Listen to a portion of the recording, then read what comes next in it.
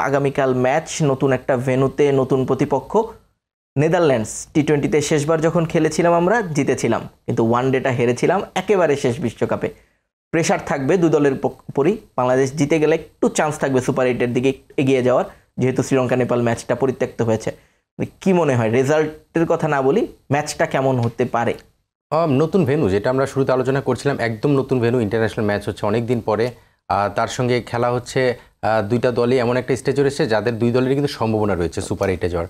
So দুই দলই তার জায়গা থেকে বেস্ট অ্যাফোর্ড করার চেষ্টা করবে। সেখানে কাগজে কলমে যদি বলি বা এক্সপিরিয়েন্স, সব জায়গা থেকে কিন্তু বাংলাদেশ এগিয়ে থাকবে। তো সেটা স্বীকার করতে হবে, এবং আমরা কিন্তু জেতার উদ্দেশ্যে যেভাবে যেই স্টেপগুলো দরকার সেগুলো কিন্তু গত দুইটা ম্যাচে করেছি।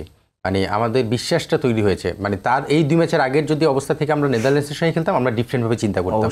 বাট এই দুই ম্যাচ খেলার পরে সবার মধ্যে, ইভেন আমি জানি যে সারা বাংলাদেশের প্রতিটা মানুষ কিন্তু সেই বিলিফ এসেছে যে এই দল জিততে পারে এবং জিতার মতো অবস্থায় রয়েছে।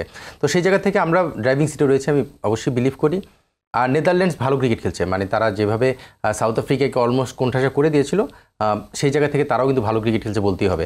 বাট নতুন ভেন্যুতে আমার মনে হয় চ্যালেঞ্জটা ডিফারেন্টভাবে আসবে, এবং এই জায়গাটায় আমার মনে একটা ভালো উইকেট, মানে নিউ ইয়র্কের উইকেট না অন্তত, বা ওই ধরনের আমেরিকার উইকেট হবে না। তো সেই জায়গা থেকে ভালো কিছু প্রত্যাশা করছি, এবং আমি যতটুকু টিমের সঙ্গে কমিউনিকেশনের মধ্যে যেহেতু আছি, সেখান থেকে জানি যে প্লেয়াররাও বেশ চাঙ্গা রয়েছে এবং মরিয়া হয়ে আছে কালকের ম্যাচের জন্য। তো পজিটিভ আশা করতেই পারি।